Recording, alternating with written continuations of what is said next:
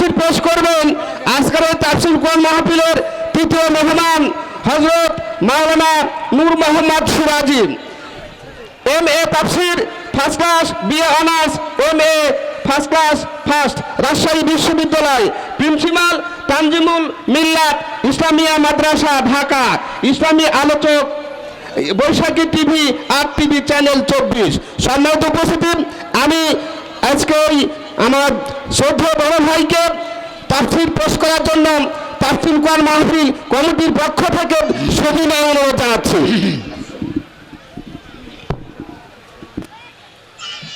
السلام عليكم ورحمة الله وبركاته. إن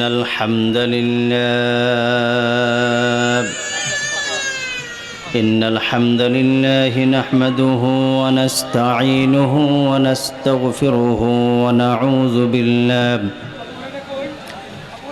ونعوذ بالله من شرور أنفسنا ومن سيئات أعمالنا. من يهد الله فلا مضل له ومن يضلله فلا هادي له. وأشهد أن لا إله إلا الله وحده لا شريك له. وأشهد أن سيدنا وحبيبنا ومولانا محمدا عبده ورسوله الذي أرسله بالحق بشيرا ونذيرا وداعيا إلى الله بإذنه وسراجا منيرا. فقد قال الله تعالى في كلامه المجيد وفرقان الحميد. أعوذ بالله من الشيطان الرجيم. بسم الله الرحمن الرحيم. وسارعوا إلى مغفرة من ربكم وجنة عرضها السماوات والأرض أعدت للمتقين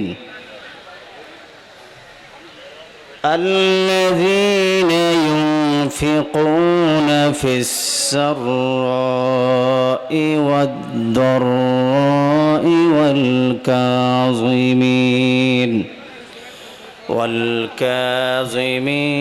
الغيظ والعافين عن الناس والله يحب المحسنين. والذين إذا فعلوا فاحشة أو ظلموا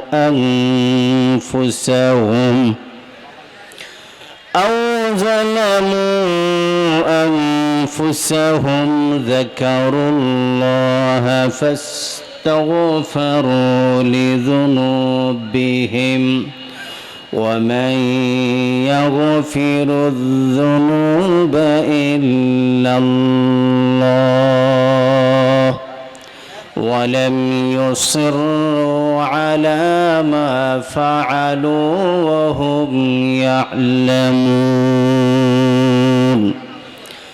أولئك جزاؤهم مغفرة من ربهم وجنات تجري من تحتها الأنهار خالدين فيها ونعم أجر العاملين. آمنت بالله. وقال تعالى إن الله وملائكته يصلون على النبي يا أيها الذين آمنوا صلوا عليه وسلموا تسليما. اللهم صل على محمد. সকলে পড়েন اللهم صل على محمد وعلى آل محمد كما صليت على إبراهيم وعلى آل إبراهيم إنك حميد مجيد. اللهم بارك على محمد وعلى آل محمد كما باركت على إبراهيم وعلى آل إبراهيم إنك حميد مجيد.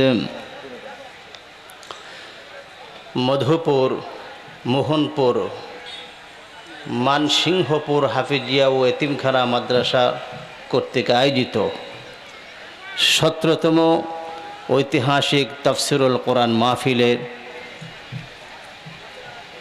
আজকের মাহফিল যেখানে মাহফিল অনুষ্ঠিত হতে যাচ্ছে স্থানটি হচ্ছে মধুপুর, মোহনপুর, মানসিংহপুর স্কুল মাদ্রাসা মাঠ। বাংলাদেশের উত্তরবঙ্গের ঐতিহ্যবাহী একটি সিটি কর্পোরেশন তথা একটি জেলা রাজশাহী বিভাগ, এবং এই বিভাগটি হচ্ছে এমন একটি বিভাগ আমাদের শহীদ আল্লামা দেলাওয়ার হোসেন সাইদি সাহেব নওয়ারাল্লাহু মারকাদাহু ওয়াজআলাল জান্নাতা মাসওয়াহু আমিন বলেন। তিনি চট্টগ্রাম ঐতিহাসিক তাফসিরুল কোরআন মাহফিলে প্রায় সেই কথাটা বলতেন যে বাংলাদেশের দুই জেলার মানুষের ইসলামিক সেন্টিমেন্ট সব থেকে বেশি, তার একটি হচ্ছে সিলেট আর আরেকটি হচ্ছে চট্টগ্রাম। কিন্তু এখন দেখা যাচ্ছে যে রাজশাহীর মানুষ চট্টগ্রাম এবং সিলেটকে ছাড়িয়ে সর্বাগ্রে ইসলামিক সেন্টিমেন্ট বাংলাদেশের সব থেকে বেশি যেই জেলা, যে বিভাগ, এটি হচ্ছে রাজশাহী বিভাগ। আলহামদুলিল্লাহ বলেন। আমি এই কথাটা মুঠি বানিয়ে বলছি না, আমি এই জন্যে বলছি আপনি চট্টগ্রামে যান। আমি চট্টগ্রাম ইসলামিক বিশ্ববিদ্যালয়ে ওখানে পড়াশোনা করেছি। আমি চট্টগ্রামে দেখেছি, আমি একটা মসজিদে জমা দিতাম, ওই মসজিদের নাম হচ্ছে বিশাল বড় মসজিদ ডালচাল শাহ জামে মসজিদ, ডালচাল। সারা চট্টগ্রামে আপনি দেখবেন অসংখ্য মাজারে ভরপুর। সেখানে রাতে দিনে প্রকাশ্যে গোপনে সব সময় আল্লাহর সাথে সবসময় শিরিক করা হচ্ছে। যারা ভালো আছেন আলহামদুলিল্লাহ আছেন তোই, কিন্তু এই রাজশাহী জেলা আমি আসার সময় আমি লক্ষ্য করেছি, আমার এই ভাইজান রেজাউল ভাই তিনি আমাকে বলেছেন যে হুজুর আপনি যেই না আমাদের কোথায় যেন নৌকা পার হওয়ার পর থেকে রাজশাহী যে ঢুকবেন এরপর থেকে একটা মাজার আপনি পাবেন না। সত্যি আমি পাই নাই, আলহামদুলিল্লাহ বলেন। এই যে মাজার নাই, মানুষ যে শিরিক করতে পারছে না, এতে করে আপনারা খুশি না বেজার? না সবাই বলে না, খুশি না বেজার? আলহামদুলিল্লাহ বলেন। বাংলাদেশের ঐতিহ্যবাহী বিভাগ রাজশাহী বিভাগে আজকের এই মাহফিলের যিনি প্রধান অতিথি হিসেবে উপস্থিত হবেন, আপনাদের জননন্দিত ব্যক্তিত্ব জনাব অধ্যাপক মোহাম্মদ কামাল হোসেন, সদস্য সচিব বাগমারা উপজেলা বিএনপি। আজকের এই মাহফিলের প্রধান পৃষ্ঠপোষক জনাব মোহাম্মদ ইসহাক আলী, মহাপরিচালক THS expert training and consultancy Dhaka. অনেক নাম এখানে এসছে। আজকের মাহফিলের যিনি সভাপতিত্ব করছেন, আজকের মাহফিলের আমাদের সকলের শ্রদ্ধাভাজন ব্যক্তিত্ব, আপনাদের খুবই আপনজন, যাকে আপনারা খুব ভালোবাসেন, মহব্বত করেন, আমি শুনেছি। তিনি হচ্ছেন জনাব আলহাজ ডক্টর মোহাম্মদ আব্দুল বারী সাহেব, হাফিজাহুল্লাহ ও আকরামাহুল্লাহ ফিদ দুনিয়া ওয়াল আখিরা, আমিন বলেন। আমিন। পরিচালক ভবানীগঞ্জ ক্লিনিক ও নায়েবে আমির, বাংলাদেশ জামাত ইসলামী বাগমারা শাখা। আজকের এই মাহফিলের যিনি প্রধান মেহমান হিসেবে উপস্থিত হয়েছেন, এই উত্তরবঙ্গের জননন্দিত আলোচক, আন্তর্জাতিক খ্যাতিসম্পন্ন মুফাসসিরে কোরআন, উত্তরবঙ্গের আলোড়ন সৃষ্টিকারী বক্তা আলহাজ মুফতি মাওলানা মোহাম্মদ বদরুর রশিদ মিয়া সাহেব,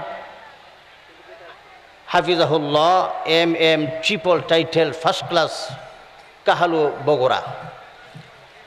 এবং ইতিমধ্যেই আমি দেখেছি, আমার সাথে কথাও হয়েছে, যিনি আজকে আর একজন আলোচক হিসাবে রয়েছেন, আপনাদের খুবই কাঙ্ক্ষিত বাঞ্ছিতপূর্ণ আলোচক, আন্তর্জাতিক খ্যাতিসম্পন্ন মুফাসসিরে কোরআন, বিশিষ্ট ইসলামী চিন্তাবিদ হযরতুল আল্লাহ মাওলানা কারি আব্দুর রশিদ আল হাদি সাহেব, আব্দুল বাশির আল হাদি সাহেব,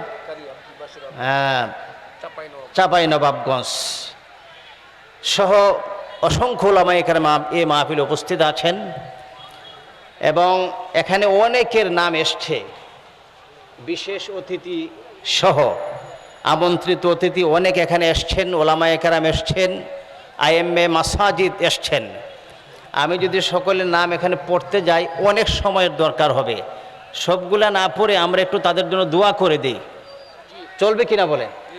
যারা মাহফিলে অতিথি হয়েছেন, মাহফিলকে সহযোগিতা করেছেন, আল্লাহ তাআলা আমাদের অতিথিবৃন্দ সহ যারা এখানে এসছেন সকলকে আল্লাহ তাআলা তার দ্বীনের জন্য কবুল করুন, কোরআনের জন্য কবুল করুন, ইসলামের জন্য কবুল করুন, এ দেশ ও জনপদের জন্য আল্লাহ তাআলা কবুল করুন, তাদেরকে জান্নাতের জন্য কবুল করুন। সবাই বলি আল্লাহুম্মা আমিন।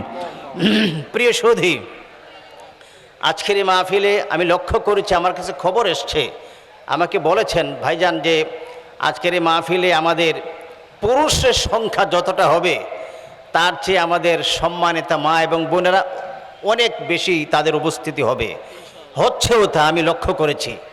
আমাদের মা বোনেরা যারা এসছেন, যারা আসবেন, তাদেরকে আল্লাহ তাআলা নিরাপদে উপস্থিত করুন এবং তাদেরকে আল্লাহ তাআলা উত্তম জাযা হিসাবে হযরত খাদিজা রাদিয়াল্লাহু তাআলা আনহার মতো সুন্দর জীবন তাদেরকে দান করুন, আল্লাহুম্মা আমিন। তাদেরকে শারীরিক মানসিকভাবে আল্লাহ তাআলা সুস্থ রাখেন, ভালো রাখেন। এবং আমাদের মা বোনেরা হচ্ছে এই পৃথিবীর শ্রেষ্ঠ সম্পদ। পৃথিবীর সমস্ত নবী একজন ছাড়া, দুজন ছাড়া সমস্ত নবীরা মায়ের পেট দিয়ে পৃথিবীতে এসছেন, ঠিক কিনা? একজন নবী ছাড়া, আদম আলাইহিস সালাম ছাড়া সবাই মায়ের পেট দিয়ে আসতেন। ঈসা আলাইহিস সালামের পিতা ছিল না, কিন্তু মা তো ছিল। সেই জন্য মা হচ্ছে পৃথিবীর শ্রেষ্ঠ সম্পদ। যারা মা হারিয়েছেন তারাই কেবল বুঝতে পারেন যে আপনি কি হারিয়েছেন। আমার আম্মা আজকে পৃথিবী থেকে প্রায় 4 বছর হলো দুনিয়া থেকে বিদায় হয়েছে। আমি এখন বুঝতে পারি যে আমি এখন কি হারিয়েছি, কত বড় সম্পদ। আমরা এখানে এসছি, আমরা মুসাফির মানুষ, আলোচক, ওলামায়ে কেরাম আছেন।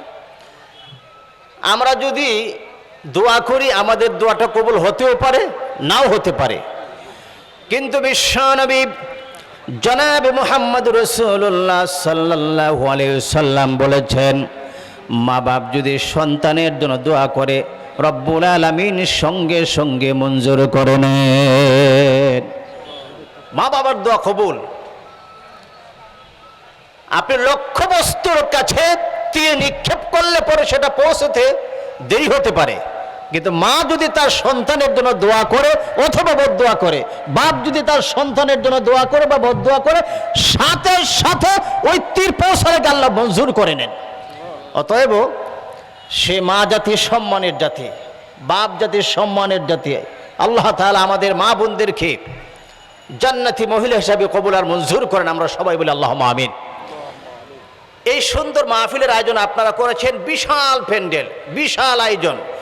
অনেক কষ্ট হয়েছে না আপনাদের? যারা কর্তৃপক্ষ আছেন তারা অনেক কষ্ট করেছেন।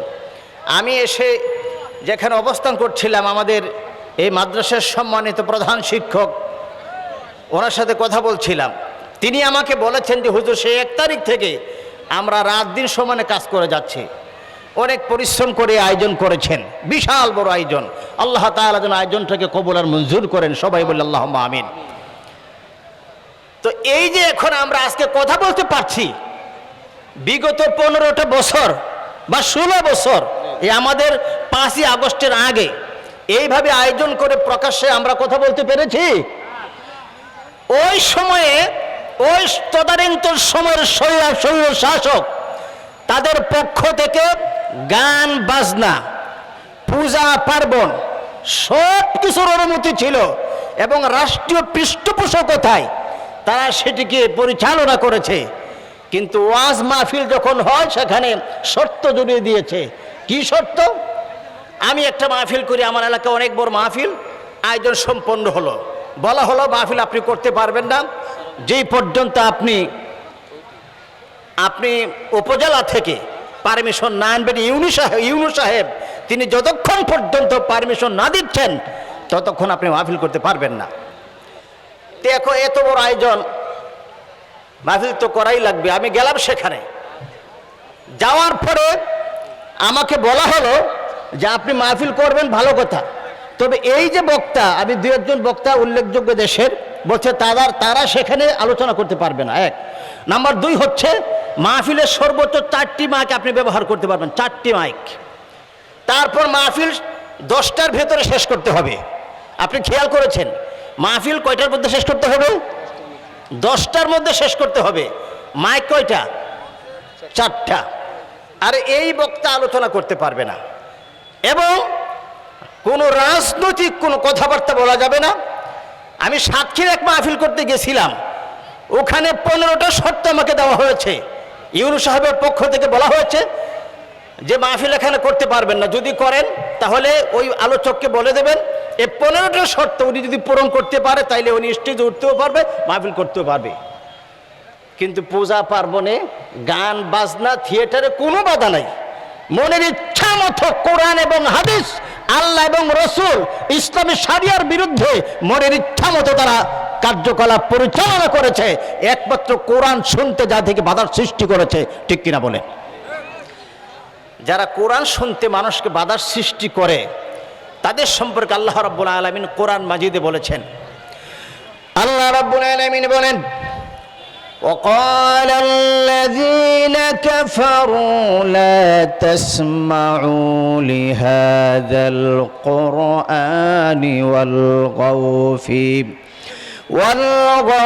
فيه لعلكم تغلبون। কাফেররা বলতো যেখানে কোরআনের আলোচনা হয় সেখানে বাধার সৃষ্টি করো। লা তাসমাউ লিহাযাল কোরআন, এই কোরআন তোমরা শুনতে যেও না। ওয়ালগাউ ফিহি, তাকে বাধার সৃষ্টি করো, যে কোরআনের আলোচনা যেন হতে না পারে, মানুষ যেন কোরআন শুনতে না পারে, কোরআনের কাছে আসতে না পারে, বাধার সৃষ্টি করো। তাহলে এই যে কাজটা করেছে তারা, এই আয়াত আল্লাহ যাদের শানে নাজিল করেছেন, যাদের জন্য নাজিল করেছেন, তারা ছিল আরবের কুরাইশ, আবু জাহেলের গোষ্ঠী। আবু জাহেল দুনিয়া থেকে বিদায় হয়েছে, কিন্তু কোরআনের আয়াত আছে না নাই? কোরআনের আয়াত আছে না নাই? আল্লাহ তাআলা পৃথিবীবাসীকে সতর্ক করে দিলেন, যারা কোরআনের বিরুদ্ধে বাধার সৃষ্টি করবে, কোরআনের বিরুদ্ধে মানুষকে কথা বলবে, আবু জেহেল পৃথিবীতে নাই, কিন্তু যারা বাধার সৃষ্টি করবে তারা সবাই হলো আবু জাহেলের নাতিপুতি। তাহলে বিগত সরকার যিনি ছিল অবৈধ সরকার, সে সুস্পষ্ট কোরআনের বক্তব্য অনুযায়ী আবু জাহেলের গোষ্ঠী, ঠিক কিনা বলেন? আবু জাহেলের গোষ্ঠী কিনা বলেন? আবু জাহেলের নাতিপুতি তারা। আজও যারা কোরআনের আলোচনা বাধার সৃষ্টি করতে চেষ্টা করবে পারবে না ইনশাআল্লাহ, কিন্তু যদি করে তারাও আবু জাহেলের নাতিপুতি, তারাও কাফের, সুস্পষ্ট কাফের, কথা ঠিক কিনা বলেন? তারাও কাফের হবে। প্রিয় ভাইরা আমার, তাহলে আমরা কোরআন শুনতে এসেছি, এ কোরআনটা কার কথা বলেন? সবাই বলেন কার কথা? এখানে কি কোনো একটা কথা কি নবীজি মুহাম্মদ রাসূলুল্লাহ নিজের একটা কথা এখানে প্রবেশ করিয়েছেন? আল্লাহ রাব্বুল আলামিন বলেন, ওয়ালাউ তাকাওয়ালা আলাইনা বা'দাল আকাবিল লাআখাযনা মিনহু বিল ইয়ামিন। আমার নবী যদি নিজের থেকে কোনো কথা বানায়া কোরআনের নামে চালাইয়া দিতেন, তাহলে আমি আমার নবীর ডান হাতটাকে চেপে ধরতাম, আর আমি আমার নবীর কণ্ঠ নালীকে কেটে ফেলে দিতাম। অতএব কোরআনে যা কথা সব কথা কার? চিল্লায় বলেন সমস্ত কথাগুলি কার? সে আল্লাহর কথা শুনতে রাজি আছেন নাকি নাই? কারা কারা রাজি নাই হাত তুলে আল্লাহর দেখান। মাশাআল্লাহ, সবাই সচেতন, আলহামদুলিল্লাহ বলেন। আপনারা সবাই সচেতন আছেন। কারা কারা কোরআন শুনতে রাজি হাত তুলে আল্লাহরে দেখান। লিল্লাহে তাকবীর, লিল্লাহে তাকবীর। আল্লাহ তাআলা আপনাদেরকে কবুল করুন, আমিন আমিন বলেন। হাত নামান। প্রিয় ভাইরা আমার, আজকে আমি আপনাদের সামনে কোরআন মাজিদের যেখান থেকে আমি তেলাওয়াত করেছি সেটি হচ্ছে সূরা আলে ইমরান এর 133, 34, 35 এবং 36। এখানে 4টি আয়াত আমি আপনাদের সামনে পড়েছি এবং সে আলোকেই কথা বলবো ইনশাআল্লাহ। যদি আপনারা মুসলমান হয়ে থাকেন, ইমানদার হয়ে থাকেন, তাহলে আমার সাথে আপনারা আছেন তো? যদি আপনি কোরআন শুনেন ফায়দা হবে না? হবে না? এটা হচ্ছে যারা কোরআন শুনে তাদের ঈমান তাজা হয়। এটা কি আমার কথা না আল্লাহর কথা?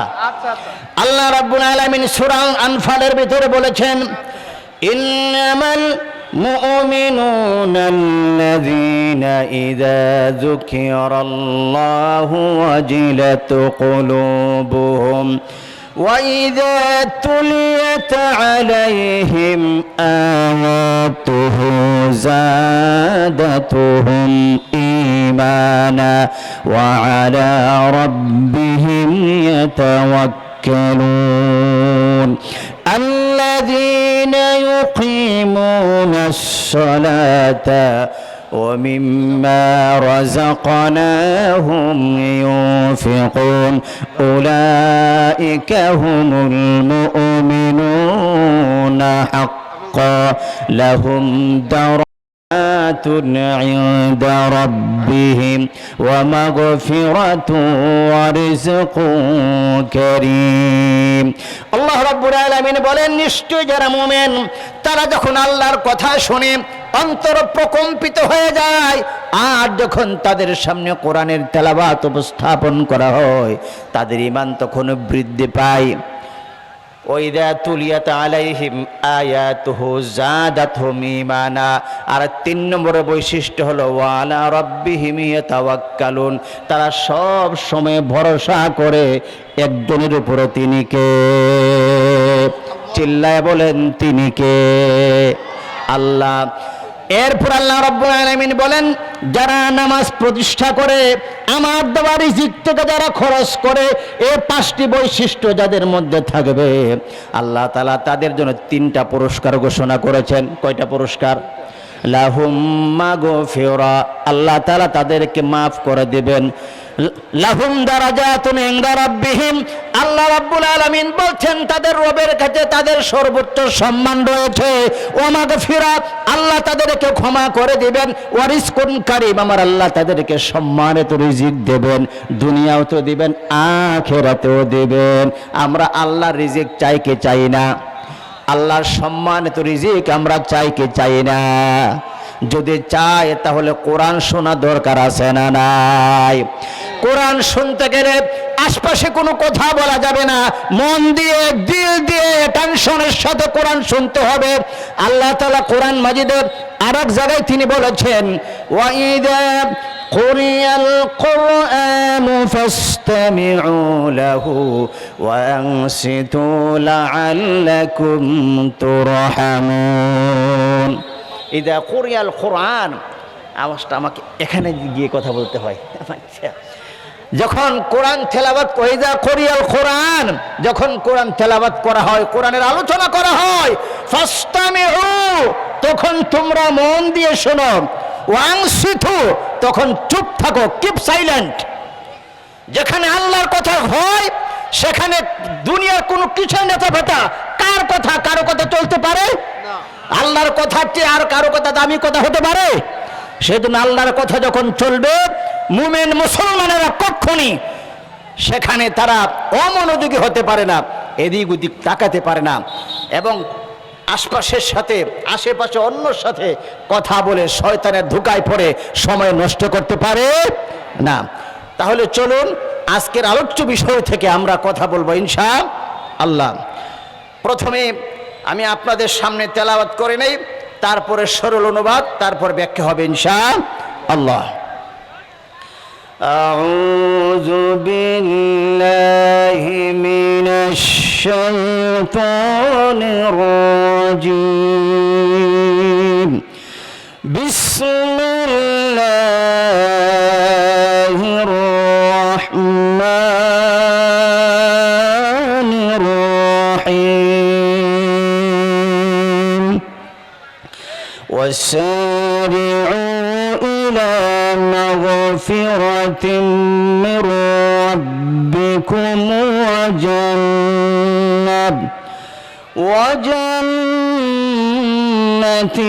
عرضها السماوات والأرض أعدت للمتقين الذين ينفقون في السراء والضراء والكاظمين الغيظ والعافين عن الناس والله يحب المحسنين.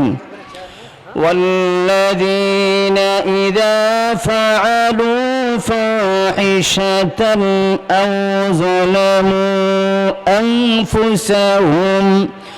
أو ظلموا أنفسهم ذكروا الله فاستغفروا لذنوبهم ومن يغفر الذنوب إلا الله ولم يصروا على ما فعلوا وهم يعلمون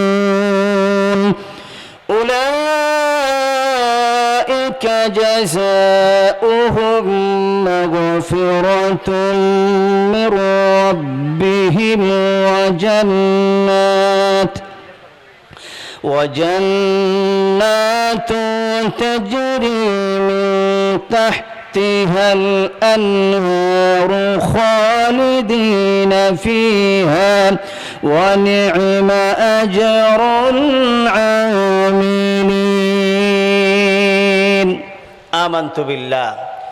আমাদের দেশে অনেকে কোরআন তেলাওয়াতের পরে পরে সাদাকাল্লাহুল আজিম, আরবরা এটা পছন্দ করে না। সাদাকাল্লাহ, আল্লাহর কথা সত্য, আপনি বললেও সত্য, না বললেও সত্য। এজন্য সব থেকে উত্তম হচ্ছে আমান্তু বিল্লাহ, আমরা আল্লাহর উপরে ঈমান আনলাম, এবং এই যে আল্লাহ তাআলা কথাগুলি বলেছেন এইগুলির উপর আমরা আল্লাহর উপরে কি আনলাম? ঈমান আনলাম। তা আল্লাহ রাব্বুল আলামিন তিনি বলছেন, আর তোমরা দৌড়াও, কম্পিটিশন করো, প্রতিযোগিতা করো তোমাদের রবের ক্ষমার দিকে, আর সে জান্নাতের দিকে যে জান্নাতের প্রশস্ততা হচ্ছে বিশাল আকাশ আর জমিনের মতো। আল্লাহ রাব্বুল আলামিন উইদ্দাত লিল মুত্তাকিন, আর তিনি মুত্তাকিদের জন্য প্রস্তুত করেছেন সে জান্নাতটি। মুত্তাকি কারা? যারা প্রকাশ্যে এবং গোপনে খরচ করে আল্লাহর জন্য, ওয়াল কাযিমিন আল গাইজ, আর তারা তাদের গোসা রাগকে নিয়ন্ত্রণ করে, ওয়াল আফিনা আনিন নাস, তারা মানুষকে ক্ষমা করে দেয়। আল্লাহু ইউহিব্বুল মুহসিনিন, আল্লাহ তাআলা যারা মুহসিন তাদেরকে তিনি ভালোবাসেন। ওয়াল্লাযীনা ইযা ফাআলু ফাহিশাতান আও যালামু আনফুসাহুম, আর যারা অশ্লীলতা করে অথবা জুলুম করে নিজেদের নফসের উপরে, তারা যেন সাথে সাথেই আল্লাহকে স্মরণ করে, ফাস্তাগফারু লিযুনুবিহিম, এবং তাদের সে কৃত অপরাধের জন্য আল্লাহর কাছে তারা ক্ষমা প্রার্থনা করে। ওয়া ইয়াগফিরু যুনুবা ইল্লাল্লাহ, আর আল্লাহ ছাড়া ক্ষমার কে আছে? কে অপরাধ ক্ষমা করতে পারেন? ওয়ালাম ইউসিররু আলা মা ফাআলু হুম ইয়ালামুন, আর যে অন্যায়টি তার এতদিন পর্যন্ত করেছিল, ক্ষমা চাওয়ার পর থেকে সে অন্যায়টি আর কখনো করবে না বলে প্রতিজ্ঞাবদ্ধ হয়। আল্লাহ তাআলা বলছেন এই 5টি গুণ যাদের মধ্যে থাকবে, উলাইকা জাযাউহুম মাগফিরা, আল্লাহ তাআলা তাদেরকে ক্ষমা করে দেবেন। মির রাব্বিহিম, তাদের রব তাদেরকে ক্ষমা করে দেবেন। ওয়া জান্নাতুন তাজরি মিন তাহতিহাল আনহার, তাদেরকে এমন জান্নাত তিনি প্রদান করবেন যার তলদেশে নহর প্রবাহিত। খালিদিনা ফিহা, তারা সেখানে চিরস্থায়ী থাকবে। ওয়া নি'মা আজরুল আমিলিন, আর যারা এই আমলগুলি করে তাদের এই পুরস্কার কতই না উত্তম। সুবহানাল্লাহ বলেন। এখানে 5টি বিষয় আল্লাহ তাআলা আলোচনা করেছেন। কয়টি? আপনারা আমার সাথে একটু শেয়ার করতে হবে। হতে পারে এমন কোনো কথা আসতে পারে যেই কথাটা আমার সাথে আপনাদের এক নাও হতে পারে আঞ্চলিকতার কারণে। এজন্য একটু আমি আপনাদের শেল্টার চাই, সহযোগিতা চাই। আমাদের সভাপতি আপনি, তাই না? মাশাআল্লাহ। উপস্থাপক, মাশাআল্লাহ, উপস্থাপক অত্যন্ত চমৎকার উপস্থাপক আমরা পেয়েছি। মানুষটা যেমন সুন্দর, হাসিটা তেমন সুন্দর, আলহামদুলিল্লাহ বলেন। তো এখানে ওলামায়ে কেরাম আছেন অত্যন্ত সুশিক্ষিত। আমি যাদের সামনে কথা বলছি তারা যেন তেন কোনো মানুষ না, আপনারা হচ্ছেন এই জনপদের শ্রেষ্ঠ সন্তান। আপনার সুশিক্ষিত, আপনার মার্জিত পূর্ণ, আপনার অত্যন্ত ভদ্র এবং শালীন, আলহামদুলিল্লাহ বলেন। আমি আপনাদের সহযোগিতা চাচ্ছি, করবেন তো ইনশাআল্লাহ? তার মধ্যে সব থেকে বড় সহযোগিতা হচ্ছে মাঝে মধ্যে মাহফিলে বসে বসে ঘুমাইবেন নাকি? তারপরে মাঝে মধ্যে একটা সুখ টান দেওয়ার জন্য উঠে যাইয়েন। সুখ টান বুঝেন তো? সুখ টান বুঝেন? এই সুখ টান মার্কা কিছু মানুষ আমাদের দেশে আছে না নাই? অনেকে দাঁড়িয়ে আছে এটুকু পর্যন্ত, কিন্তু মাগা সুখ টান বন্ধ নাই। এইটা না খাইলে আবার খায় তো খায়, এইটা খায় ডান হাতে আর চাটা খা বাম হাতে। আসেনি? আপনাদের এলাকায় এরকম মানুষ আছে না নাই? চাষটুলে বসেছে। আমি আমার বাংলাদেশে যত জায়গা গিয়েছি, মোটামুটি সব জায়গা, হয়তো রাজশাহীতে নাই, দেখেছি প্রত্যেকটা চাষটুলে ব্যবসা ভালো মন্দ যাই হোক, একখান টিভি আছে। সে টিভি চালু করে, আর বৃদ্ধ কিসের যুবক, কিসের নারী, কিসের পুরুষ, সবাই বসে বসে চা খা 5 টাকা, টেলিভিশন দেখে 100 টাকা, ওখানে বসে থাকে। আর ডান হাতে বিড়ি খায়, সিগারেট খায়, বাম হাতে চা খায়। হারাম খোর কোথাকার। আপনি যে খাবেন, চাটা খাবেন, এর মধ্যে 5টা নিয়ম আছে। কয়টা আছে বলেন? 1 নম্বর হচ্ছে আপনি ডান হাতে খাবেন। নাম্বার 2 হচ্ছে আপনি বিসমিল্লাহ পরে খাবেন। নাম্বার 3 হচ্ছে আপনি খাবারের শেষে কি বলবেন? আপনি বসে খাবেন। নাম্বার 4 হচ্ছে খাবারের শেষে আপনি আলহামদুলিল্লাহ পড়বেন। কি পড়বেন? আলহামদুলিল্লাহ পড়বেন। তো এই আল্লাহ শুকর আদায় করবেন, শুরু করবেন বিসমিল্লাহ দিয়া, শেষ করবেন আলহামদুলিল্লাহ দিয়া। কিন্তু আপনি যে সুখ টান দিলেন, বিড়িটা খাইলেন, ওইটা খাওয়া শেষে কি পড়বেন? আচ্ছা বলেন তো, যারা সিগারেট বিড়ি খায় ওরা কি খায়, কি টানতেছে এটা বলেন? আগুন টানতেছে না? তার মানে সে বুঝাইয়া দিল মরার পরে যে আগুনে সে যাবে, দুনিয়া থেকে সে প্র্যাকটিস করতেছে, আগুন খাইয়া অভ্যাস করতেছে নিজেরে। জাহান্নামে যারা যাবে তারা সে আগুন, তাদের জন্য বাধ্য করা হয়েছে। আপনি তো মুসলমানের সন্তান, আপনি একজন জান্নাতি মানুষ, আপনি আদম আলাইহিস ইসলামের ছেলে, আদম আলাইহিস ইসলামের সন্তান, হাওয়ার সন্তান, আপনি জান্নাত থেকে এসেছেন, আপনি তো জাহান্নামী কোনো জিনিস আপনি খেতে পারেন না। অতএব যারা এটা খান, আল্লাহর হস্তে আপনি আপনার নিজের উপরে আপনি সর্বনাশ করেছেন। আর সিগারেট এবং বিড়ি এমন একটা খাবার যেটা নিজের বদনাম নিজে করে, নিজের বদনাম।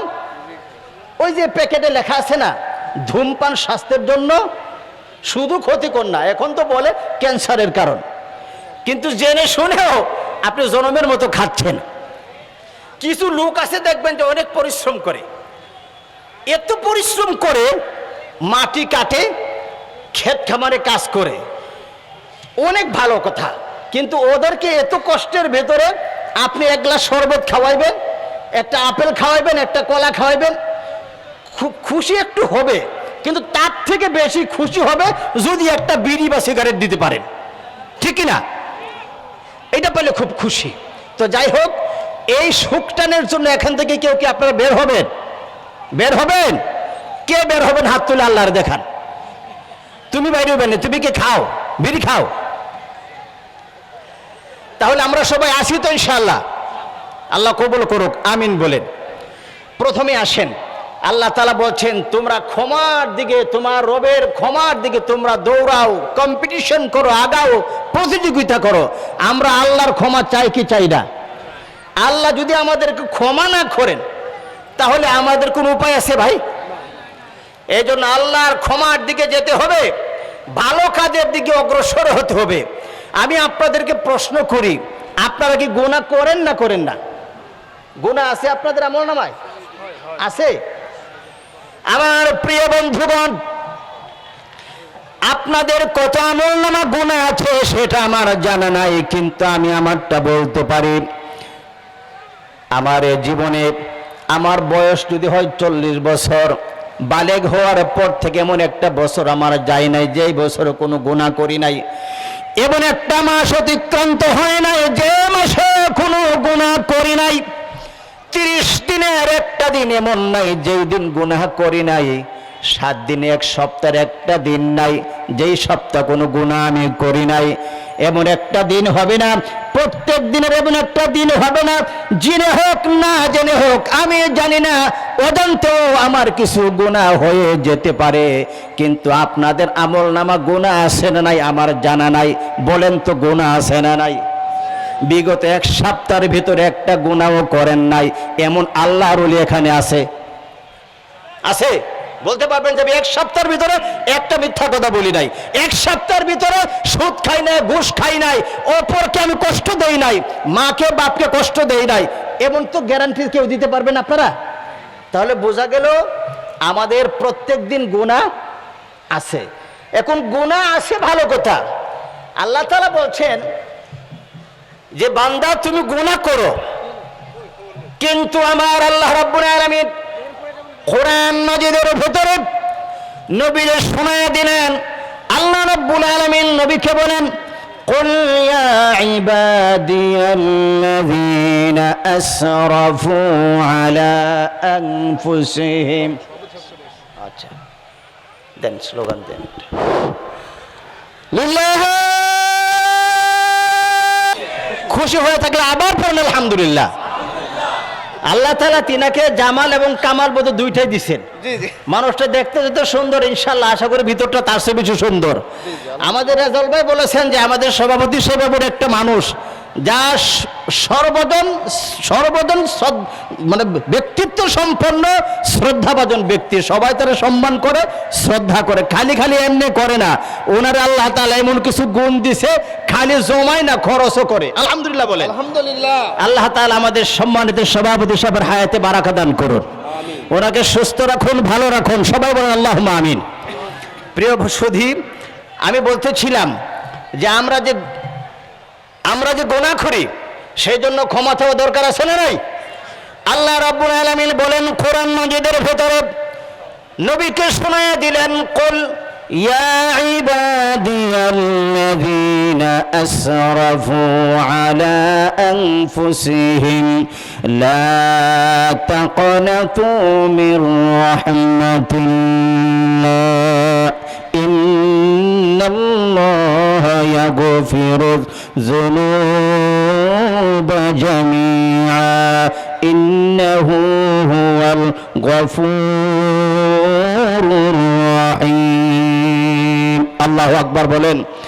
আল্লাহ রাব্বুল আলামিন বলেন, নবী আপনি বলেন, আমার বান্দাদেরকে আপনি বলেন, তোমরা যতই গুনাহ করো না কেন, লা তাকুনাতু মির রাহমাতিল্লাহ, আল্লাহর রহমত থেকে তোমরা দূরে সরে যেও না, মাইস হয় না। ইন্নাল্লাহা ইয়াগফিরুয যুনুবা জামিআ, নিশ্চয় আল্লাহ রাব্বুল আলামিন তিনি তোমাদের সব গুনাহ ক্ষমা করে দেবেন যদি তোমরা আল্লাহর কাছে তওবা করতে পারো, ক্ষমা চাইতে পারো। প্রিয় বন্ধুগণ, তাহলে আমাদের জীবনে গুনাহ আছে, ক্ষমা চাওয়া দরকার আছে না নাই? আল্লাহ তাআলা আমাদেরকে ক্ষমা চাওয়ার তৌফিক দান করুক। এরপর আল্লাহ রাব্বুল আলামিন বলেন, বান্দা শুধু আমার ক্ষমা না, জান্নাতের দিকে দৌড়াও। আল্লাহ তাআলা জান্নাত সৃষ্টি করেছেন, জাহান্নামও তিনি সৃষ্টি করেছেন। দুইটা সৃষ্টি আছে। আমরা কি জান্নাতে যেতে চাই না জাহান্নামে যেতে চাই? কারা কারা জান্নাতে যেতে চান হাত তুলে আমার আল্লাহরে দেখান। লিল্লাহে তাকবীর, জোরে বলতে হবে লিল্লাহে তাকবীর। আল্লাহ তুমি আমাদেরকে জান্নাতের জন্য কবুল করো, আমিন। আল্লাহ রাব্বুল আলামিন বলেন, বান্দারে এমন জান্নাত আমি তোমারে দেব, যে জান্নাত ওই আকাশ আর জমিন এর সমান প্রশস্ত, কিন্তু তার বিশালতা কত বড় আল্লাহ ছাড়া কেউ জানেন না। আল্লাহ তাআলা বলছেন, এমন জান্নাতটা আমি মুত্তাকিদের জন্য সৃষ্টি করেছি। যারা হলো মুত্তাকি তাদের জন্য, যারা আমি আল্লাহকে ভয় করে অন্যায় কাজ থেকে বিরত থাকে। তাকওয়া শব্দের মূল অর্থ কিন্তু ভয় না, তাকওয়া শব্দের মূল অর্থ হচ্ছে বেঁচে থাকা। অন্যায় থেকে বেঁচে থাকা হলো মূল অর্থ। যারা অন্যায় থেকে, পাপাচার থেকে, গুনাহ থেকে যারা বেঁচে থাকবে, এমন মুত্তাকিদের জন্য আমি আল্লাহ তাআলা আমার বিশাল জান্নাত তৈরি করেছি। এরপর আল্লাহ রাব্বুল আলামিন বলেন, যারা হবে মুত্তাকি তাদের এক নম্বর গুণ হলো আল্লাযীনা ইউনফিকুনা ফিস সাররাই ওয়াদ দাররা। আল্লাহ তাআলা বলেন, তারা গোপনে এবং প্রকাশ্যে আল্লাহর রাস্তায় খরচ করে। যারা গোপনে প্রকাশ্যে দান করে, সাদাকা করে, যাকাত যাদের উপর ওয়াজিব যাকাত তো দেবেই, যাদের উপর ফরজ যাকাত দেবে, যাকাত দেওয়ার পরেও তাদের সম্পদ থেকে কি ধনী কি গরিব সব সময় আমার আল্লাহর জন্য খরচ করে, এমন কিছু মানুষ আছে না নাই? আছে। আরে ভাই, এমন প্রকৃতির কিছু মানুষ আছে বলেই তো আল্লাহ পৃথিবীটা রেখেছেন। আর না হয় কিছুদিন পরে পরে কি কঠিন মহামারী আল্লাহ তাআলা আমাদেরকে দিচ্ছেন। এটা আল্লাহ তাআলা আমাদেরকে সিগন্যাল দিচ্ছেন।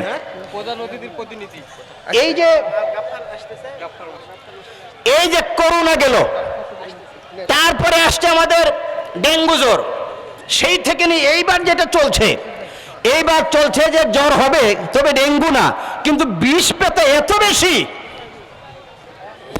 আলহামদুলিল্লাহ, আজকে তাফসীর কোরআন মাহফিলের প্রধান যিনি অতিথি, অধ্যাপক মোহাম্মদ কামাল হোসেন, সদস্য সচিব বাগমারা উপজেলা বিএনপি, উনি দলের কাজে ঢাকা রয়ে মুহাম্মাদুর রাসূলুল্লাহ সাল্লাল্লাহু আলাইহি ওয়াসাল্লাম। আমাদের দেশের অনেক হুজুররা আমার নবীর গরিবের ইতিহাস শোনায়, নবীর দুঃখের করুণ ইতিহাস শোনায়, আপনি শোনান। এমন করুণ ইতিহাস যেন নবীর কি শোনাই। আসলে ভাই কথা কিন্তু এরকম না। আমার নবীর এক সময় কিছু ছিল না, কিন্তু আল্লাহ রাব্বুল আলামিন আমার নবীকে খাদিজার সঙ্গে যখন আমার নবীর বিয়ে হলো, খাদিজা রাদিয়াল্লাহু তাআলা আনহা তিনি ছিলেন আরবের শ্রেষ্ঠ ধনীর একজন ধনী মানুষ। হযরতে খাদিজা বিশ্বনবীর সঙ্গে যখন তার বিয়ে হয়ে গেল, তিনি তখন প্রকাশ্যে তিনি বলেছিলেন, কারণ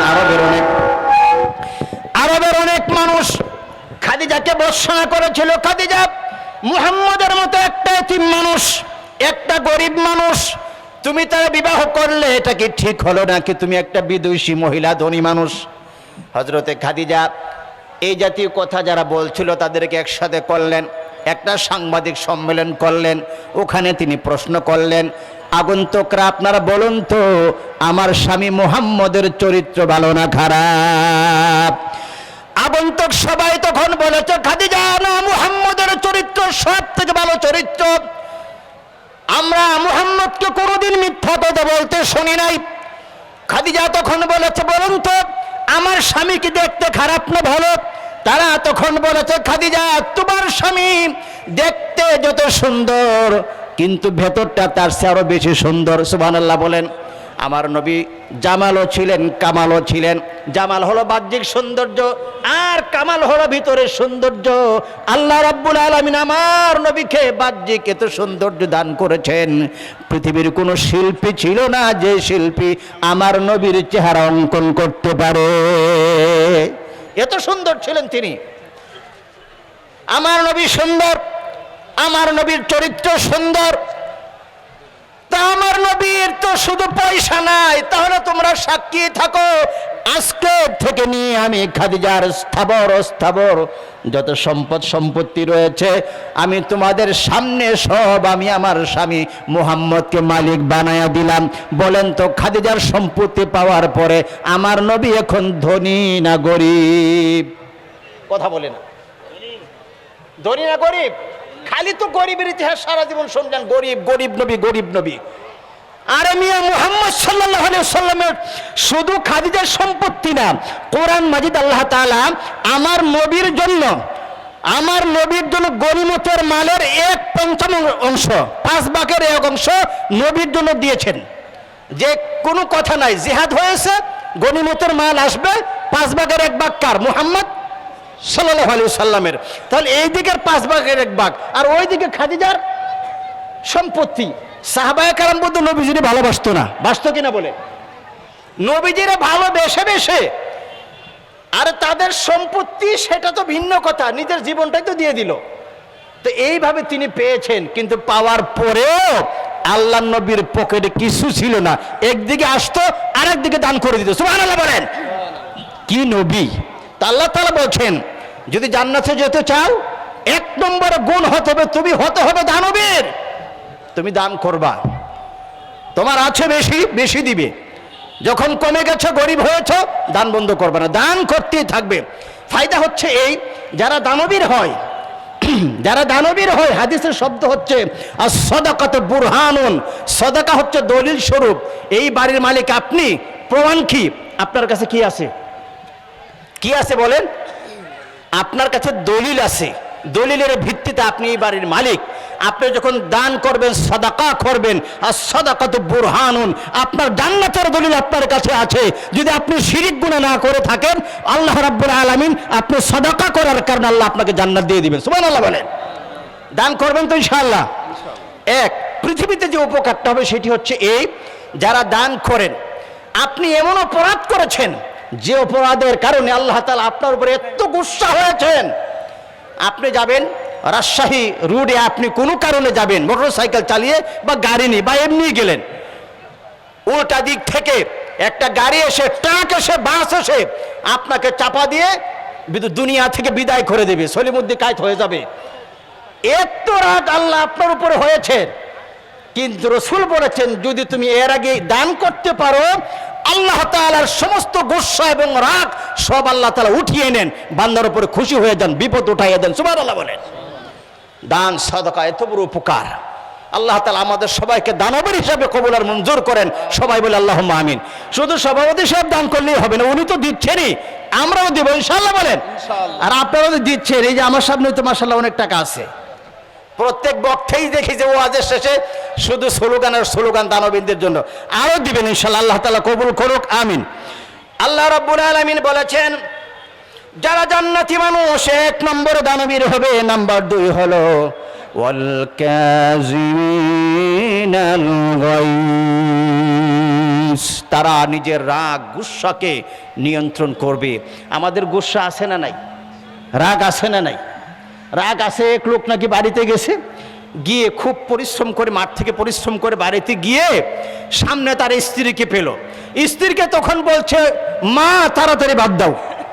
কি বলছে? মা তাড়াতাড়ি বাদ দাও। ছেলে একটা পাশে দাঁড়ানো ছিল। ছেলে তখন বলছে, আব্বু এইটা তো তোমার মা না, এটা তো আমার মা। বলছে আরে ভাই চুপ কর। ছেলের কি বললো? আরে ভাই চুপ কর। আর স্ত্রীর কি বললো? মা বাদ দে। এইরকম এই প্রকৃতির মানুষ আমাদের দেশে আছে না নাই? আবার রাগের ছুটে অনেকে নিজের স্ত্রীকে একসাথে তালাক একটা না 1 2 3 তালাক দিছে। তোরও তালাক, তোর মা তালাক, তোর বাপ তালাক, তোর 14 গোষ্ঠী তালাক। এমন মানুষ আছে, আসেনি? আপনাদের রাজশাহীতে আছে কিনা? থাকলে ভালো কথা। ভালো কথা নাকি খারাপ কথা? খারাপ কথা, অত্যন্ত খারাপ কথা। আপনি রাগ নিয়ন্ত্রণ করবেন। আল্লাহ তাআলা যারা গুসাকে নিয়ন্ত্রণ করে, রাগকে নিয়ন্ত্রণ করে, সবার এখতিয়ার করে, তাদের সম্পর্কে আল্লাহ তাআলা বলেছেন, ইন্নামা ইউওয়াফাস সাবিরুনা আজরাহুম বিগাইরি হিসাব। যারা তাদের রাগ গুসাকে নিয়ন্ত্রণ করে, আল্লাহ তাআলা বলছেন তাদের এমনভাবে পুরস্কার দেব হিসাব ছাড়া, দুনিয়াতেও দেব আখিরাতেও দেব। আপনি যদি পরকালে আল্লাহর কাছে অগণিত পুরস্কার পেতে চান, দুনিয়াতে পেতে চান, তাহলে আপনাকে ধৈর্যশীল হতে হবে। ধৈর্যশীল হতে হবে, হতেই হবে।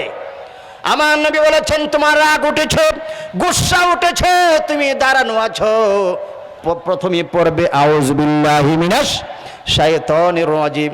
আউযু বিল্লাহ পড়ো, গুসাটা দমন হয় না। তারপরে তুমি দাঁড়ানো আছো, বসে যাও। তারপরও রাগটা দমন হয় না, মেজাজটা খারাপ হয়ে আছে, বসে আছো, শুয়ে পড়ো। তারপরে আল্লাহ নবী বলেছেন, তারপরে যদি তোমার মেজাজটা খারাপ থাকে তাহলে উজু করো বা গোসল করো।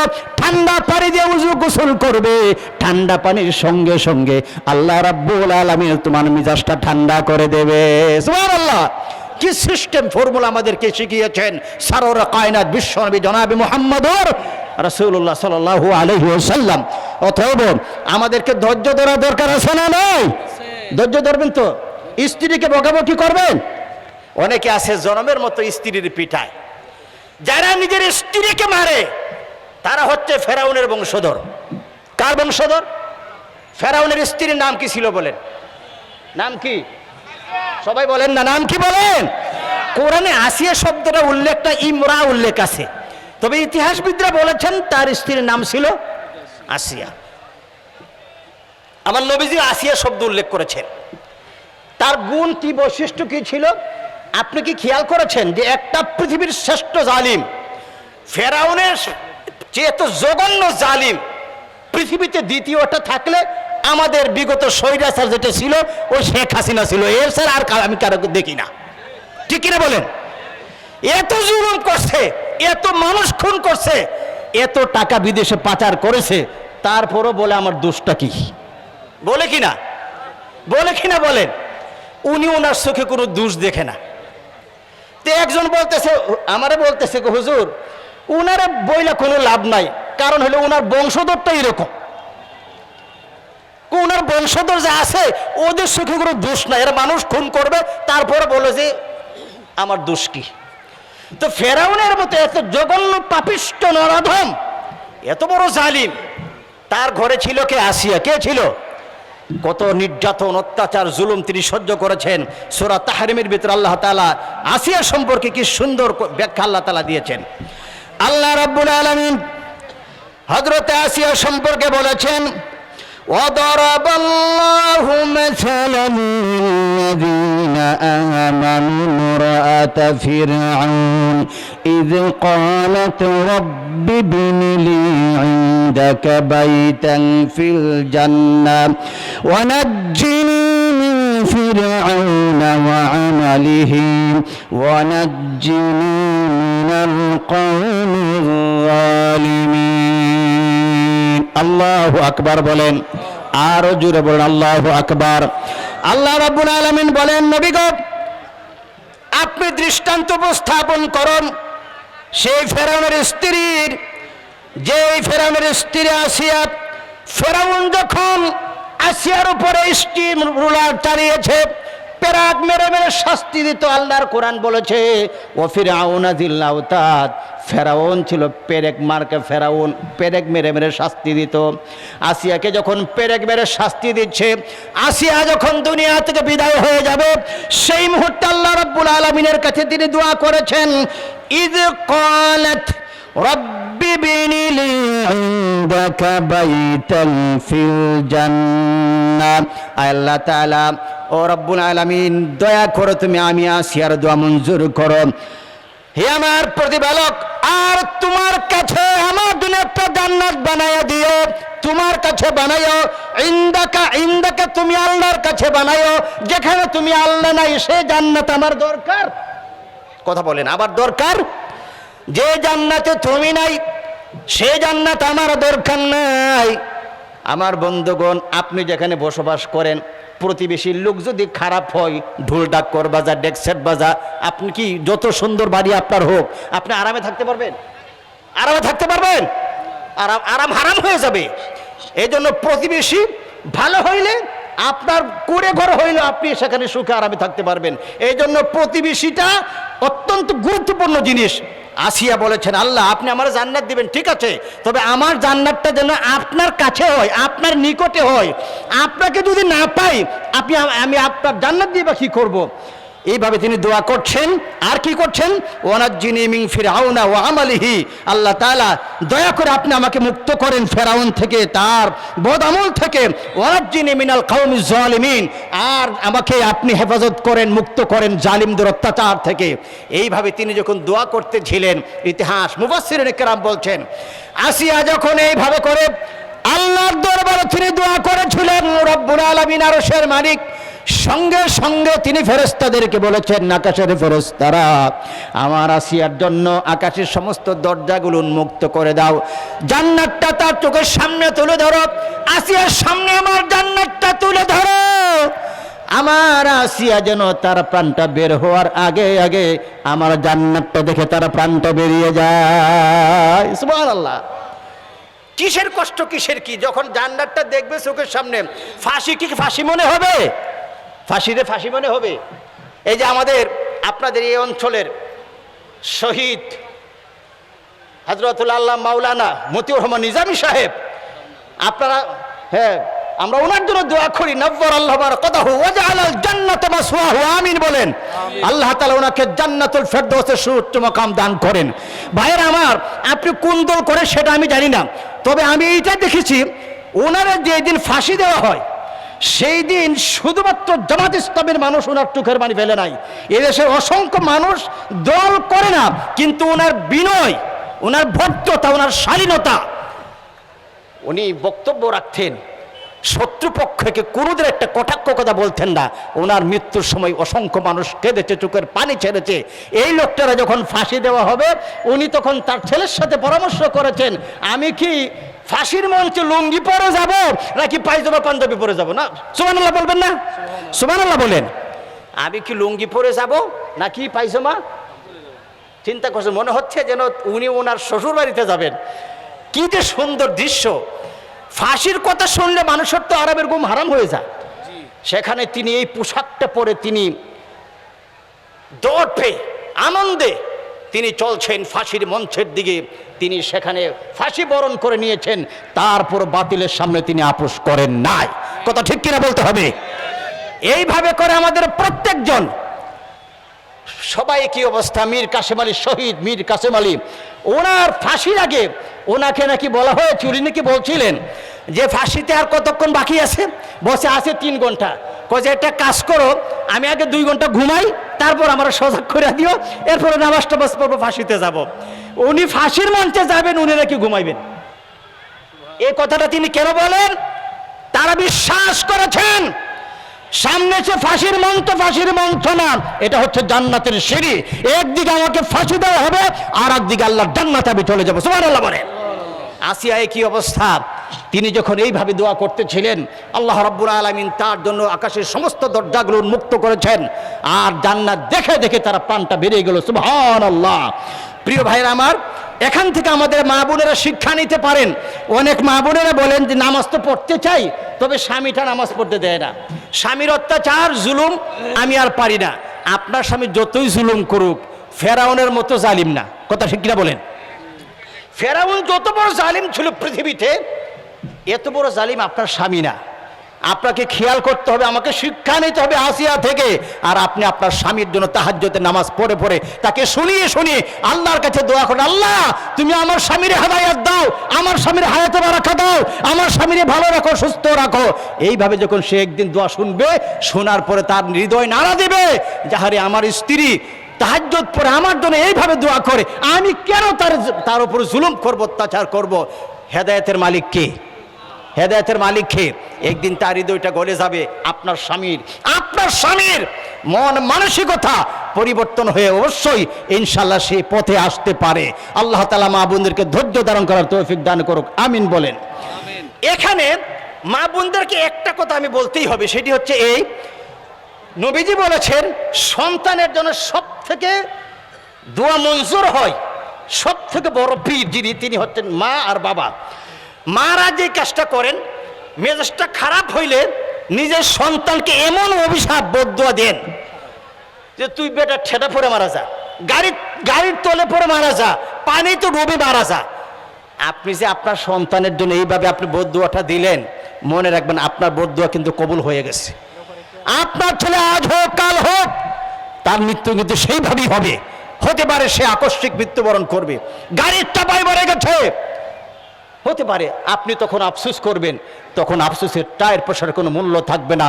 আপনার যখন মেজাজটা খারাপ হয়ে যাবে, তখন আপনি সেই কঠিন সময়ে আল্লাহকে বলুন, আল্লাহ তুমি তার হেদায়েত দান করো, তুমি তাকে হেদায়েত দাও, আমার সন্তানকে হেদায়েত দাও। এই কঠিন সময়ে আপনি যে তার হেদায়েতের দোয়া করবেন, সঙ্গে সঙ্গে আল্লাহ তাআলা এ দোয়া মঞ্জুর করে নেবে।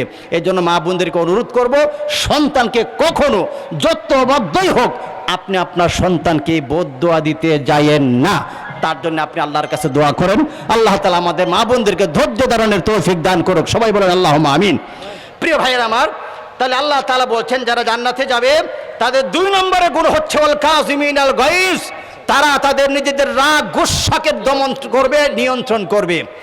নাম্বার 3 হলো ওয়াল আফিনা আনিন নাসি ওয়াল্লাহু ইউহিব্বুল মুহসিনিন।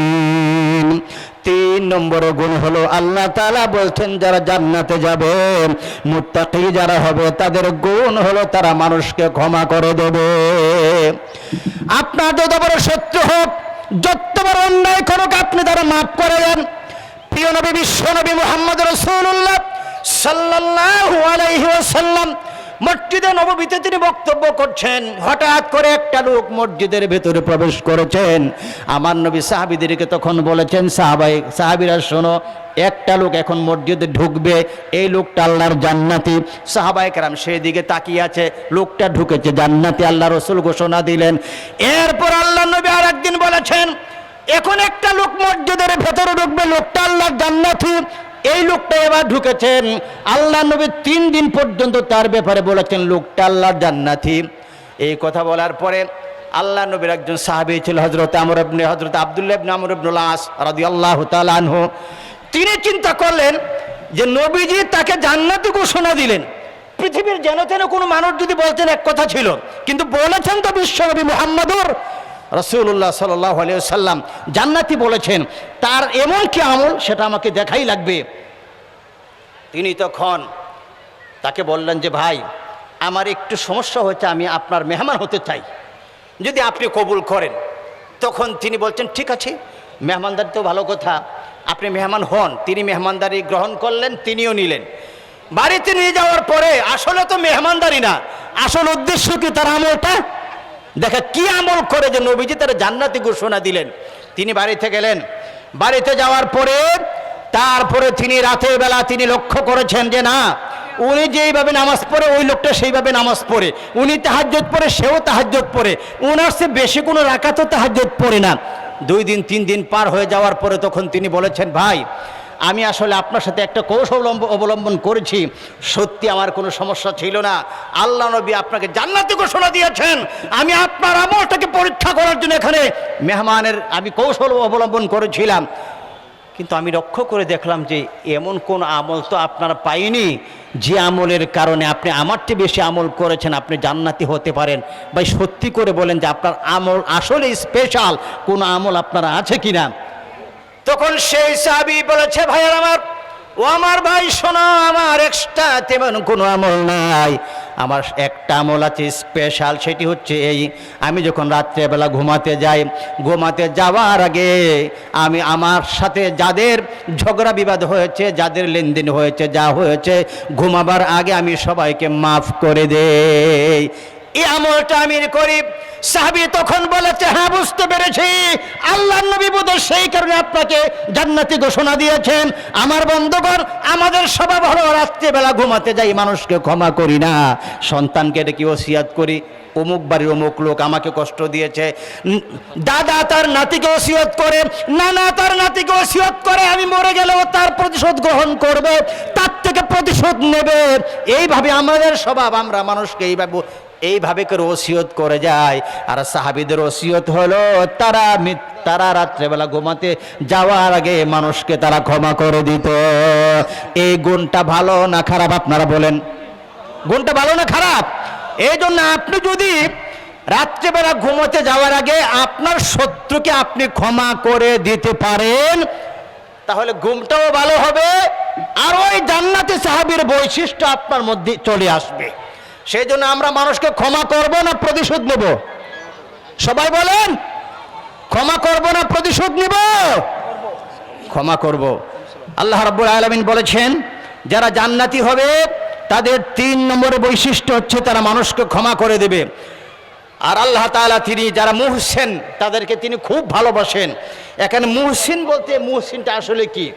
মুহসিন শব্দের অর্থ হচ্ছে হাসান থেকে মুহসিন, তার মানে হচ্ছে অনুগ্রহ করা, বেশি করা, উপকার করা। এর অর্থ হচ্ছে এই, আপনি আরেকজনকে বেশি দিবেন, উপকার করবেন, অনুগ্রহ করবেন। তার মানে হলো আপনি এখান থেকে আপনি রাজশাহী শহরে যাবেন, সেখানে গাড়ি ভাড়া ধরেন আপনার 50 টাকা, আপনি 50 টাকা ড্রাইভারকে দেবেন, দেওয়ার পর অতিরিক্ত আপনি তাকে 20টা টাকা দিয়ে বলবেন যে ভাই তুমি কিছু খাইও, ওইটা তারা দিলেন, আর অতিরিক্ত 20টি টাকা আপনি তারা যে দিলেন, আপনি তার উপরে ইহসান করেছেন। আল্লাহ তাআলা বলেছেন যারা মুহসিন, আল্লাহ তাআলা তাদেরকে খুব ভালোবাসেন, মহব্বত করেন। এই যে একটা ভালো গুণ, আমরা মানুষকে ক্ষমা করা, মানুষকে উপকার করা, এটা আমাদের দরকার আছে না নাই? এই তারপরে আমি শেষ করে দিচ্ছি। আল্লাহ তাআলা বলছেন 4র্থ গুণ হচ্ছে জুলুম করলে, অশ্লীল কাজ করলে, নিজের উপর, নফসের উপরে সাথে সাথে আমরা মাপ চাইবো, ক্ষমা চাইবো। কার কাছে? ইস্তেগফার করব, ক্ষমা চাইব। ইস্তেগফার করে এত বড় গুণ। আপনারা অনেকেই শুনেছেন যে প্রখ্যাত মুহাদ্দিস ছিলেন ইমাম আহমদ বিন হাম্বল রাহিমাহুল্লাহ। তিনি একদিন রাতের বেলা তিনি ভ্রমণ করছেন, একটা মসজিদে গিয়ে তিনি নামাজ পড়লেন। ইশারের নামাজ পড়ে, শীতের রাত ছিল, ইশারের নামাজ পড়ে তখন মসজিদের যে খাদেম ছিল তারে তিনি বলেছিলেন যে আমি তো অনেক দূর থেকে এসেছি, যাওয়ার কোনো জায়গাও নেই, যদি একটু অনুমতি দেন তাহলে আপনাদের মসজিদে আমি নিয়ত করেছি এখানে থেকে যাব, এখানে তাহাজ্জুদ পড়ব, ফজরটা পড়ে তারপর আমি বের হব, সকাল হবে। খাদেম সাহেব তখন বলেছেন যে না, এখানে আমাদের থাকার কোনো ব্যবস্থা নাই, মসজিদ কর্তৃপক্ষ কোনো মেহমান এখানে থাকতে পছন্দ করেন না, নিষেধ করেছেন কোনো মেহমান যেন এখানে আমি জায়গা না দিই। তিনি এখানে জায়গা না পেয়ে তিনি এখান থেকে বেরিয়ে পড়লেন। অনেক দূরে একটি আলো টিম টিম করে জ্বলছে, সেখানে উনি চলে গেলেন। ওখানে যাওয়ার পরে গিয়ে দেখতে পেলেন যে একটা লোক, সে রুটি বিক্রেতা, সে রুটি বিক্রি করবে, সে রুটি বিক্রেতা রুটি বিক্রি করবে। রুটি বিক্রি করার আগে রুটি তৈরি করছে, খামির তৈরি করেছে, চোলাই দিচ্ছে, কাস্টমারকে দিচ্ছে। প্রতি সময়ে সময়ে টাকা নেওয়ার সময় বলে আস্তাগফিরুল্লাহ, এই রুটি বানানোর সময় বলে আস্তাগফিরুল্লাহ, খামির তৈরির সময় বলে আস্তাগফিরুল্লাহ, কথায় কথায় বলে আস্তাগফিরুল্লাহ। আস্তাগফিরুল্লাহ অর্থ কি আপনারা বলেন? বলেন আস্তাগফিরুল্লাহ অর্থ কি বলেন? আস্তাগফিরুল্লাহ অর্থ হচ্ছে আমি আল্লাহর কাছে ক্ষমা চাই। আল্লাহর কাছে কি চাই? আল্লাহর কাছে ক্ষমা চাই। তিনি কথায় কথায় যখন এইভাবে বলছেন, ইমাম আহমদ বিন হাম্বল তিনি লক্ষ্য করছেন যে যুবক ছেলে এই যে আজব একটা আজীব কাণ্ড, তিনি দেখে বলছে, যুবক আমি তোমাকে লক্ষ্য করেছি তুমি রুটি বানানোর সময়, খামির তৈরির সময়, এটাকে চুলায় দেওয়ার সময় সব সময় শুধু পড়ো আস্তাগফিরুল্লাহ, আস্তাগফিরুল্লাহ, আস্তাগফিরুল্লাহ। বলো তো তার কারিশমাটা কি একটু বলো আমাকে। যুবক ছেলে তখন বলেছে, ওগো পথিক, আমি আপনাকে চিনি না, আপনার নামও জানি না, তবে আপনি একটু শুনে রাখুন, আস্তাগফিরুল্লাহ পড়ার কারণে রব্বুল আলামিন আমি আমার জীবনে যত দোয়া করেছি সমস্ত দোয়া মঞ্জুর হয়ে গেছে, কোনো দোয়া আমার আল্লাহ ফেরত দেন নাই, শুধু একটা দোয়া বাকি আছে। কয়টা? একটা দোয়া বাকি আছে। তিনি তখন বলেছেন সেই দোয়াটা কি? ইমাম আহমদ বিন হাম্বল বলেছে সেই দোয়াটা কি? যুবক তখন বলেছে সেই দোয়াটা হলো, আমি আল্লাহকে বলেছি, রব্বুল আলামিন আমি একজন রুটি দোকানদার, আমি শুনেছি জমানার শ্রেষ্ঠ মুহাদ্দিস ইমাম আহমদ বিন হাম্বল রহিমাহুল রহমতুল্লাহ, ইমাম আহমদ বিন হাম্বল, এই লোকটাকে আমি একটু দেখতে চাই, কিন্তু তার কাছে আমি তো যেতে পারবো না, সেই সময় আমার কাছে নাই, তিনি কোথায় থাকে আমি তার খুঁজেও পাবো না। আল্লাহকে বলেছি, রব্বুল আলামিন আমার কখন মৃত্যু হবে আমি জানি না, তবে তোমার কাছে আরজ থাকলো, ওগো আল্লাহ দয়াময় রব্বুল আলামিন দয়া করে আমার মৃত্যুর আগে মেহেরবানি করে ইমাম আহমদ বিন হাম্বলকে দেখার সুযোগ করে দিও। বলেন তো আহমদ বিন হাম্বল তখন কোথায়? কোথায়? ইমাম আহমদ বিন হাম্বল চোখের পানি ছেড়ে ছেড়ে আল্লাহর দরবারে তিনি তার জন্য দোয়া করলেন। তারপর যুবককে তিনি বললেন, যুবক তুমি শোনো, তুমি আস্তাগফিরুল্লাহ পড়ার কারণে সমস্ত দোয়া মঞ্জুর হয়ে গিয়েছে, একটা দোয়া তোমার বাকি ছিল, আল্লাহ রাব্বুল আলামিন সেই দোয়াও তিনি মঞ্জুর করেছেন। ইমাম আহমদ বিন হাম্বলকে তুমি দেখতে চেয়েছো, রব্বুল আলামিন তোমাকে তার কাছে যেতে হয় নাই, আল্লাহ রাব্বুল আলামিন তিনি নিজ দয়ায় আহমদ বিন হাম্বলকে তোমার সামনে উপস্থিত করে দিয়েছে। আমি সে আহমদ বিন হাম্বল। প্রিয় ভাইয়ের আমার, সেই জন্য ইস্তেগফার করবেন, আপনি মুস্তাজাব দাওয়াত, আপনার দোয়া মঞ্জুর হবে, যত দোয়া করবেন সব দোয়া কবুল হয়ে যাবে। আল্লাহু আকবার বলে। আল্লাহ তাআলা আমাদেরকে তৌফিক দান করুক। এরপর ৫ম নম্বর গুণ হচ্ছে, আপনি যে অপরাধ করছেন সেই অপরাধ দ্বিতীয়বার আর করবেন না, চূড়ান্ত তওবা করবেন আল্লাহর কাছে। সেই তওবা যদি আপনি করতে পারেন, এই 5টি গুণ আপনার মাঝে থাকে, আল্লাহ রাব্বুল আলামিন বলেছেন আমি তাদের জন্য আমার জান্নাত প্রস্তুত করে রেখেছি। আল্লাহ তাআলা আমাদের সবাইকে এই 5টি গুণে গুণান্বিত করুক। সবাই বলেন আল্লাহুম্মা আমিন। আমি আর কথা বাড়াচ্ছি না। হ্যাঁ, এটা জি, এইটা কত, এখানে কত? হ্যাঁ জি জি। সম্মানিত উপস্থিতি, আজকে আমাদের এই মাহফিলে এই পর্যায়ে যিনি মাহফিলকে সহযোগিতা করেছেন, মোহাম্মদ আবু বকর বিহেভ ফুড, পিতা হচ্ছেন মৃত তৈয়ব আলী, গ্রাম হচ্ছে নন্দনপুর, তিনি দান করেছেন 3000 টাকা। মারহাবা বলেন। আল্লাহ তাআলা তার এই ভাইজানের দানকে কবুল করুন, মনের আকাঙ্ক্ষা পূরণ করুন। এই 3000 টাকাকে জারিয়া করে আল্লাহ তাআলা ভাইজানকে হালাল পথে কোটি কোটি টাকার মালিক বানিয়ে দেন। তার বাপ মাকে আল্লাহ তাআলা ক্ষমা করুন।